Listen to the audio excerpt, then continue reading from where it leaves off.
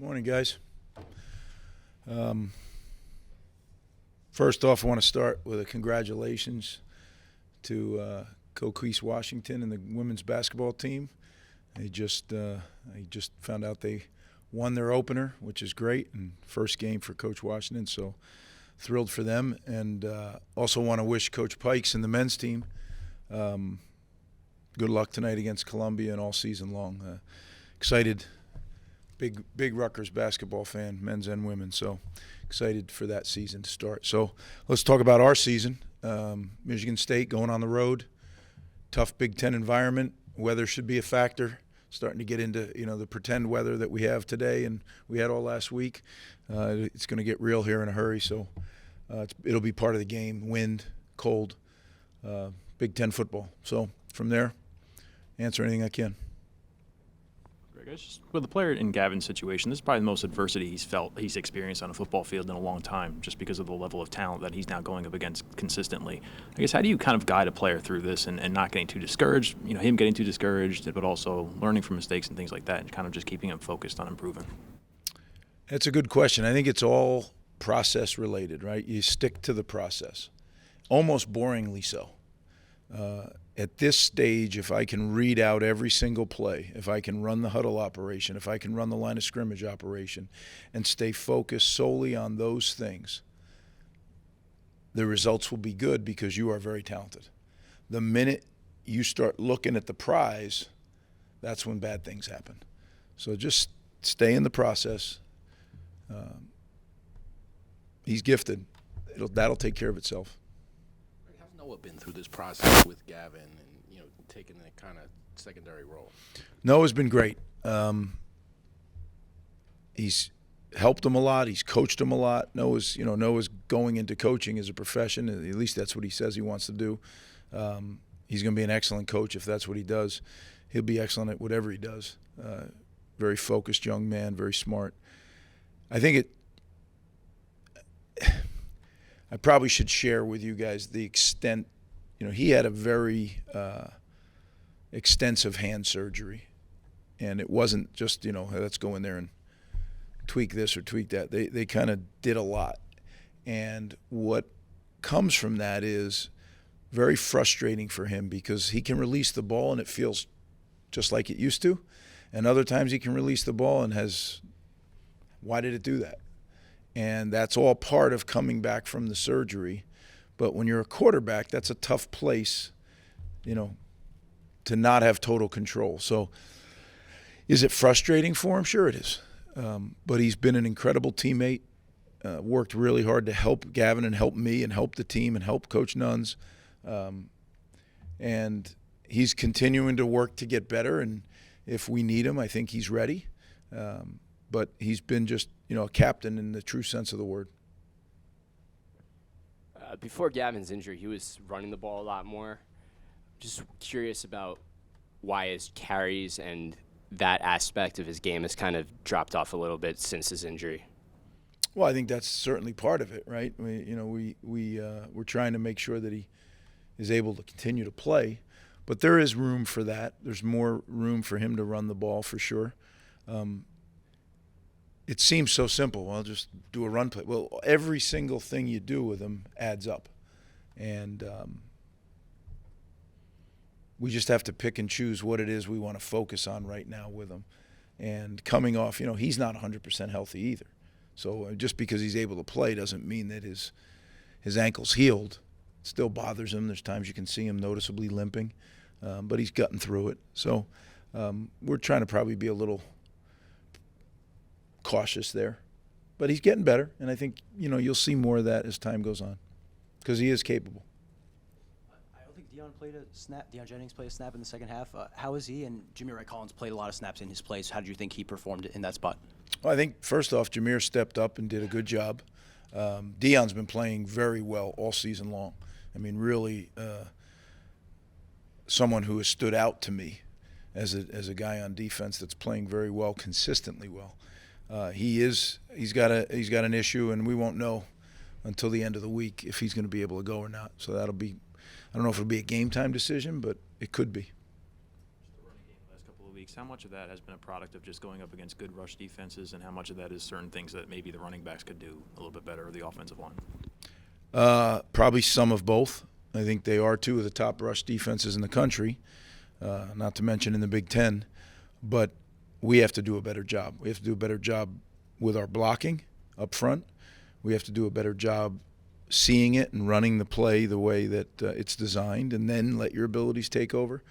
And a little bit to your point, we have to make sure that the quarterback is a viable runner, whether we run him or not.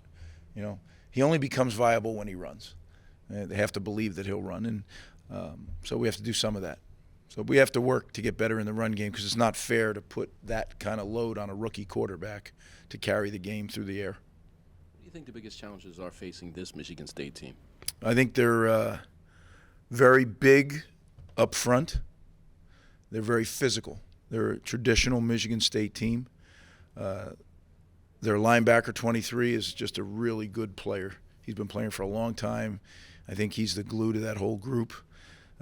They've got a really good secondary. Now a couple guys are out right now, but who knows? That's not my purview. Who will be out and when will be out. We're just getting ready for everybody. But I think defensively they have a unit that is strong and can run. Offensively, they've played a few different running backs, so I think it's kind of by committee. But quarterback is a returning guy that did very well and is doing very well, and I think their receiving core, they have some guys that can go up and make the play on the 50-50 ball as well as run by you. So, yeah, I think it's a huge challenge. They're always good on special teams. Coach Tucker does a tremendous job in all three phases. I think they really play together complementary football, so it's going to be a challenge, and especially you go out to their stadium and the weather. It's going to be an old-fashioned Big Ten game, and we have to be ready for it. We have to be ready to take our game on the road and go win a game in someone else's stadium. To that end, your first game here was obviously that road win at Michigan State. You guys have won a couple of Big Ten road games in your first 2 years. What is the key to stealing a win on the road in the Big Ten? Well, I don't think it's stealing. You got to go win it, right? If you're stealing, then it's not yours. Last time I checked, it's not their game, right? We're both playing, so. But. Yeah, we got to go do the things I said. It's got to be process-oriented, right? That's what CHOP is. We got to go out there and chop the moment by moment. We got to stay on the job at hand. Forget about the result that sits out here. And I've told you guys before, and I tell the players, the two biggest thieves, right? The past and the future. We got to stay right here in the present and chop the moment. And it's going to be hard because there's going to be a lot of things going on that will try to distract you. The opponent, very good. The crowd. It'll be a big crowd. The weather, it'll be cold, windy. There's plenty of things that will distract you. What's on the line, right? We're playing meaningful games in November, right? So that's a couple years in a row now we're playing meaningful games in November. Well, with that meaningfulness comes a little bit more of, oh, this means something. So we got to take all that, put it aside, and focus on our job. What have you seen from Wesley Bailey over the course of the season? He's had a really good year. He started out as a guy that we were hopeful he would do what we thought he would do, and I think he's consistently performing. He plays with great energy. He plays with physicality, and he's only going to get better. He's only going to get bigger. He's only going to get stronger. He's fat. Now he's gotten quite a bit bigger, as you've seen, but I think he's a young football player that's got a lot of great ball ahead of him. I think you said 2 questions ago, you're preparing like every Michigan State player is going to play. How do you know? Obviously, that's not your, like you said, it's not your purview, but Right. is that difficult to prepare for? How do you kind of go after that challenge? No, I think sometimes that gets overblown, right? Like, yes, if he was the starter, he is the best player, otherwise he wouldn't be starting, right? That's usually the way it works. But it's not like the next guy is like a dud. Those are Big Ten scholarship football players, and we're going to prepare because I'm pretty sure they're going to have 11 out there, and we got to go, do what we do against 11 guys, and they're all good players. So I don't get overly – now, when you have a guy that is a quote-unquote, disrupt the game type player, yeah, then if he's playing, you better know he's in the game, whether it's offense, defense, or in the kicking game. There are certain guys in the Big Ten Conference that can single-handedly disrupt plays. And if they're out there, you better know about it. So we're going to be aware of their personnel. We always are. And, again, how do I know? I can't predict that stuff. I don't even try to worry about that. Just with Aaron Young, I guess, how has he been coming through with this, coming back from the injury? Now that he's getting more and more snaps, how's he, is he health-wise, is he still okay? So far, so good. Yeah, I mean, he's been able to answer the bell each week, right? And he's played more and more. And I think he'll play more this week. I hope he does. I think we got to remember, we got to think back to last year. I mean, he was the most efficient runner we had as far as when you just look at his plays. So I expect to see more of him. I think we'll see all three running backs. And we, like I said earlier, we have to run the football better. Just to be clear, Gavin Wimsatt is the starting quarterback for Saturday. Mm-hmm.